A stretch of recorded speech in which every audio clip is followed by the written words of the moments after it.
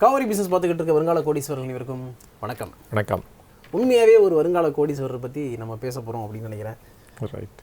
அப்படிப்பட்ட ஒரு போர்ட்ஃபோலியோ தான் இன்றைக்கி நாங்கள் வந்து எடுத்து டிஸ்கஸ் பண்ண போகிறோம். அதுக்காக தான் குருஜி ஜாயின் பண்ணுறார். Let's welcome. ரைட். அந்த போர்ட்ஃபோலியோ யாருடையது அப்படிங்கிறத வந்து குருஜியை ரிவீல் பண்ணார்னா நல்லாயிருக்கும். ஒரு வந்து ஒரு ஸ்பெஷலான கனெக்ஷன் இருக்குது. அவர் பேர் வந்து இளங்கோ. ஓகே. அவர் இப்போ அவருக்கு வயசு 21. காலேஜில் 3rd இயர் படிச்சிட்ருக்கார். ஓகே. அண்டு ஒரு 1.5 years பேக்கு இன்வெஸ்ட்மெண்ட் பண்ண ஆரம்பிச்சிருக்காரு. 19 வயசுலேயே ஸ்டார்ட் பண்ணிட்டேன் அப்படின்னு சொல்லியிருக்காரு. ரைட்டு. ஸோ இப்போ 3rd இயர் படிச்சிட்ருக்காரு. அவருடைய போர்ட்ஃபோலியோ பார்த்தோன்னே ரொம்ப ஆச்சரியமாக இருந்தது. ஓகே.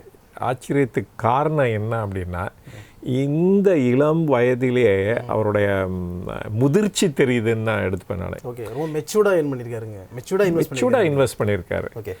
அதாவது அவருக்கு கொடுக்குற மேபி பேக்கெட் மணி மாதிரி இருக்கும்னு நினைக்கிறேன். அவங்க வீட்டில் கொடுப்பாங்க போல இருக்கு. அதை சேவ் பண்ணி அதில் எவ்வளோ சேவ் பண்ண முடியுமோ சேவ் பண்ணி அதில் இன்வெஸ்ட்மெண்ட் எடுத்திருக்காரு. சேவ் பண்ணி தான் பண்ணியிருக்காரு. ரைட். அதில் ஒரு அமௌண்ட் மேபி ஸ்மாலாக இருக்கலாம். பட் ஆனால் அதோட எண்ட் ரிசல்ட்ஸை தான் பார்க்கணும். அண்டு ஏன்னா இப்பயே பணத்தை எப்படி ஹேண்டில் பண்ணோம், அதை எப்படி வளர்க்கணும் அப்படின்னு தெரிஞ்சுக்கிட்டாரு. ஸோ அதுதான் முக்கியமாக இதில் பார்க்க வேண்டியது இருக்குது. அரௌண்டு ஐ திங்க் 26% அப்பில் இருக்குது. ஸோ அதுதான் முக்கியமானது. இதெல்லாம் ஏன்னு சொல்லுங்கள் பார்க்கலாம். ஏன்னா அவரும் எனக்கும் ஒரே நேம் தான். ஸோ இளங்கோன்னு பேர் வச்சிருக்க எல்லாருமே இந்த மாதிரி இருப்பாங்க. ஓகே. ஸோ அதனாலே ஒரு காரணம் சொல்லலாம்னு நினைக்கிறேன். சரி. How to change my name as Ilango அப்படின்னு நான் செக் பண்ணுறேன். இப்போது கெசட்டில் எப்படி பேரை மாற்றுறது? சரி. அது ஒரு ஃபார் த ஜோக்குக்காக சொன்னது. அவரோட திறமை ரொம்ப ஆச்சரியமாக இருக்குது, பாராட்டக்குரியதான. சரி, யங் ஏஜில் இந்த மாதிரி நிறைய பீப்புள் வரணும். அதுதான் நமக்கு அவருக்கும் சரி, அவங்க ஃபேமிலிக்கும் சரி, நம்ம நாட்டுக்கும் சரி, எல்லாத்துக்குமே அது ரொம்ப பயனுள்ளதாக இருக்கும். Okay sir. ஆனால் அவர் பண்ணிகிட்ருப்பாருன்னு நினைக்கிறேன். அப்படி இல்லைன்னா இதையும் பண்ணணும். அவர் என்னென்னா இவர் கற்றுக்கிட்டது மட்டும் இல்லாமல் இவர் மித்தவங்களுக்கும் சொல்லிக் கொடுக்கணும். ஆமாம். கிளாஸில் இருக்க எல்லா பொண்ணுங்களுக்கும் சொல்லிக் கொடுக்குறீங்க, ப்ரொஃபஸருக்கும் சொல்லிக் கொடுக்குறீங்க, பசங்களுக்கும் முடிஞ்சால் சொல்லிக் கொடுக்குறீங்க, உங்கள் ஃப்ரெண்ட்ஸு அத்தனை பேருக்கும் சொல்லிக் கொடுக்கணும். சொல்லிக் கொடுத்து அவங்களையும் ஒரு ஃபினான்ஷியல் லிட்ரேட்டாக கன்வெர்ட் பண்ணணும். ஓகே. நிறைய டவுட்டிங் தாமஸஸ் வில் பி தேர். அதெல்லாம் கவலைப்படாமல் நீங்கள் ப்ரூவ் பண்ணிட்டீங்க. அதாவது எப்போ ஒரு ஷேரை பற்றி நம்ம நல்லா தெரிஞ்சிக்க முடிக்கும் அப்படின்னா, ஃபஸ்ட்டு அஃப்கோர்ஸ் இந்த மாதிரி நிறைய வீடியோ நம்ம எஸ்பெஷலி காவேரி பிஸ்னஸ் மாதிரி வீடியோ நிறைய பார்க்க ஆரம்பித்தா அவங்க நிறைய கற்றுப்பாங்க. அது ஒன்றும் டவுட் இல்லை. அதுக்கு மேலே என்ன பண்ணணும் அப்படின்னா, அவங்க கற்றுக்கிட்டதை இன்னொருத்தங்களுக்கு சொல்லிக் கொடுக்கணும். அண்ட் அவங்க சில கொஸ்டின்ஸ்லாம் கேட்பாங்க. அதுக்காக நீங்கள் ஒரு டீப் டைவ் பண்ண வேண்டியது இருக்கும். அது என்ன, இது என்னன்னு. ஏன்னா எல்லாமே தெரிஞ்சிக்க முடியாது நம்ம பிகினிங்கில். ஸோ அப்போ அதுக்காக நீங்கள் இன்னும் பாடுபடுவீங்க பாருங்கள். அப்போ இன்னும் அது புரிதல் இன்னும் ஜாஸ்தியாகும். ஸோ அதனால் நான் எப்பொழுதும் எல்லாத்துக்கும் சொல்கிறது அதுதான். உங்களுக்கு இருக்க நாலேஜை ஸ்ப்ரெட் பண்ணுங்கள், இன்னொருத்தருக்கு கொடுங்க. அதுலேருந்து வர கொஸ்டின்லாம் நீங்கள் ஆன்சர் தேடுங்க, கண்டுபிடிங்க, சொல்லிக் கொடுங்க. சொல்லும்போது அவங்களுடைய அண்டர்ஸ்டாண்டிங் கிரேட்டர் ஆகும். அப்புறமேல you will become even much better investor ஆவீங்க. அப்படி தான் சொல்லுவேன் நான். ஸோ அதனால் கண்டிப்பாக அது பண்ணணும், எல்லாரும் பண்ணணும். அண்டு இவர் இன்னும் ஜாஸ்தி பண்ணணும். ஏன்னா இவரோட சர்க்கிளில் நிறைய பேர் இதை பற்றி தெரியாமல் இருக்கிறதுக்கு கிரேட் சான்சஸ் இருக்குது. ஏன்னா ஸ்கூல் காலேஜில் நம்ம இதில் சொல்லித்தரதே இல்லை. ஃபினான்ஷியல் மேனேஜ்மெண்ட் பற்றி சொல்லியே கொடுக்கறதில்ல. வீட்டில் கூட அதை பற்றி கவலைப்படுறதில்ல. ஆனால் லைஃப் தான் நமக்கு டீச் பண்ணுது. அது டீச் பண்ணுறதுக்குள்ளே நம்ம 40 வயசு ஆயிடுது நமக்கு. ஸோ இவர் 18 வயசுலேயே 20 வயசில் இதை பற்றி தெரிஞ்சுக்கிறதுனால இது அவருக்கு மட்டும் யூஸ்ஃபுல்லாக மட்டும் இருக்க போகிறதில்ல. அவங்களுக்கு கூட சுற்றி இருக்க friends and relatives and family எல்லாத்துக்குமே அது பயனுள்ளதாக இருக்கும்னு நான் ஃபீல் பண்ணுறேன் நான். ஓகே. சொந்தக்காரங்கள்லாம் சொல்லாதீங்க, இப்போவே காசை இப்படிலாம் சேர்த்து வைக்கிறானே அப்படின்னு புறாம தான் போடுவாங்க. சரி. அப்புறம் இவரோட போர்ட்ஃபோலியோ பார்த்தா ஃபஸ்ட்டு என்னென்னா ரொம்ப சிம்பிள் போர்ட்ஃபோலியோ. ரொம்ப காம்ப்ளிகேட்டடாக எந்த ஷேரும் அவர் சூஸ் பண்ணிக்கல. இதுலேருந்து என்ன தெரியுதுன்னா, நமக்கு வந்து என்னுடைய சர்க்கிள் ஆஃப் காம்பிடன்ஸ் என்ன, ஓகே, அதுக்கு தந்தாப்புல நான் சூஸ் பண்ணுறேன் அப்படின்னு அவர் சூஸ் பண்ணியிருக்காருன்னு நினைக்கிறேன். ஸோ அவரோட போர்ட்ஃபோலியோ சொல்லுங்களேன். பார்த்தா டாடா ஸ்டீல் இருக்குது, டாடா மோட்டார்ஸ் இருக்குது, மணப்புரம் ஃபினான்ஸ் இருக்குது. டாடா ஸ்டீல் வந்து 38% ப்ராஃபிட்டில் இருக்குது. டாடா மோட்டார்ஸ் 197% ப்ராஃபிட்டில் இருக்குது.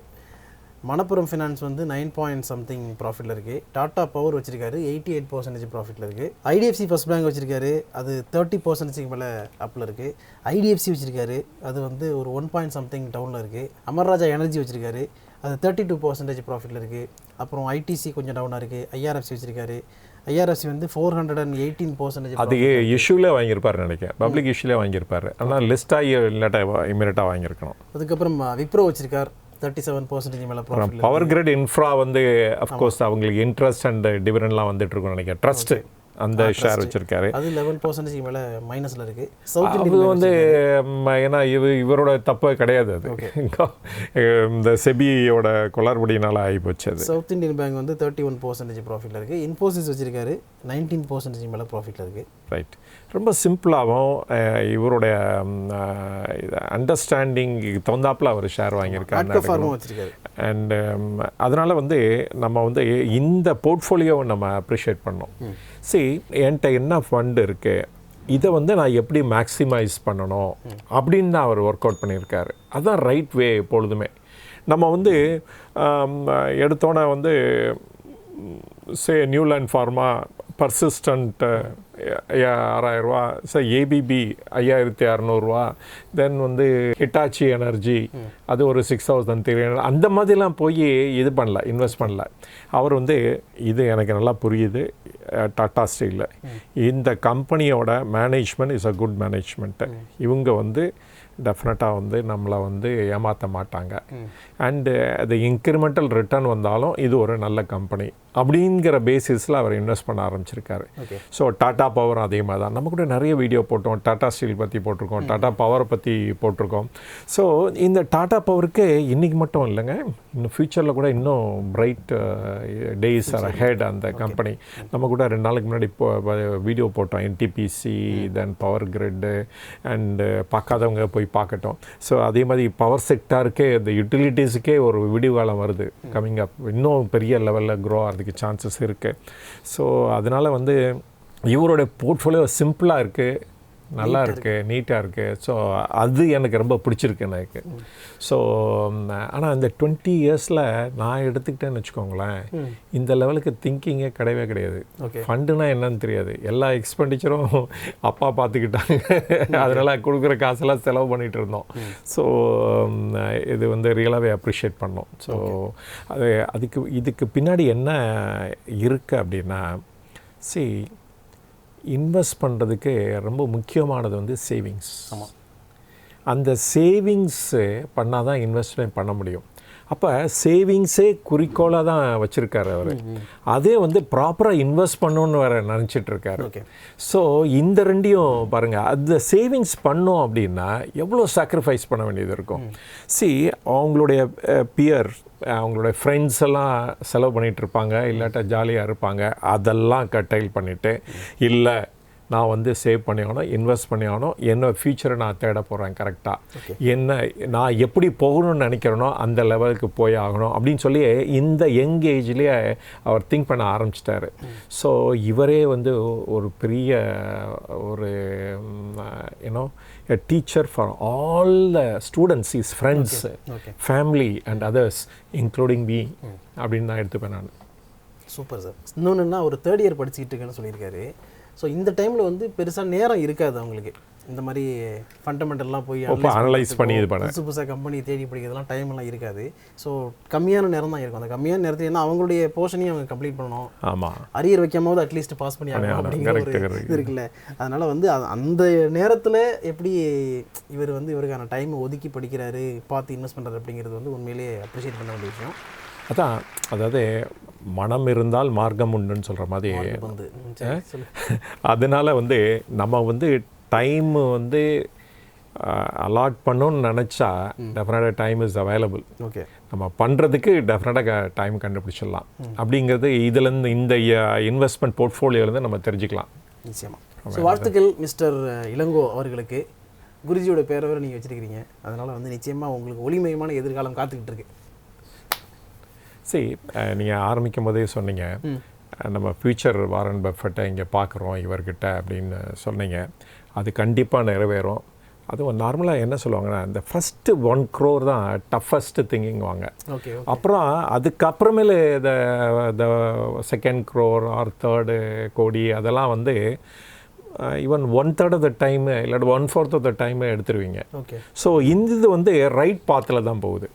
ஸோ கண்டினியூவாக வாட்ச் பண்ணுங்கள் காவேரி பிஸ்னஸை. ஸோ நிறைய படிங்க, நிறைய தெரிஞ்சுக்கோங்க. அண்ட் உங்களோட இன்வெஸ்ட்மெண்ட் நாலேஜ் இருக்குது பாருங்கள், இந்த ரீடிங் ஹேபிட்டை நிறைய ஸ்ப்ரெட் பண்ணுங்கள். அண்ட் எஸ்பெஷலி நிறைய புக்ஸ் படிங்க. படிச்சுட்டு இருப்பீங்கன்னு நினைக்கிறேன். அப்படி இல்லைன்னா நிறைய புக்ஸு ரிலேட்டட் டு பிஸ்னஸ், என்டர்டைன்மெண்ட்லாம் வேண்டியதில்லை. இதில் வந்து நம்ம லைஃப்பில் வந்து ஒன்லி 5% தான் என்டர்டைன்மெண்ட்டு. ஆனால் நம்ம யங்ஸ்டர்ஸ்லாம் 95% என்டர்டைன்மெண்ட்டுக்கு ஸ்பெண்ட் பண்ணிவிட்டு 5% மித்ததுக்கு செலவு இது பண்ணுறாங்க. தெர் இஸ் இன்க்ளூடிங் படிக்கிறதுக்காக. ஸோ இதை மாற்றி பண்ணுறது தான் பெட்டர். சரி, உங்களை மாதிரி இப்போ பீப்புளெலாம் ஐ திங்க் வந்து 95% வந்து ப்ரொடக்டிவாக யூஸ் பண்ணி அண்ட் 5% வந்து என்டர்டைன்மெண்ட்டுக்காக யூஸ் பண்ணுறாங்கன்னு தான் நான் எடுத்துக்கணும்னு நினைக்கிறேன். அண்ட் இந்த இது வந்து உங்களுக்கு இந்த தெளிவான இன்வெஸ்ட்மெண்ட்லேருந்து நான் கேதர் பண்ண இன்ஃபர்மேஷன் இதுதான். அண்ட் யுவர் போர்ட்ஃபோலியோ ரொம்ப சிம்பிளாக இருக்குது. இதே மாதிரி எடுத்து பண்ணிகிட்டே இருங்க.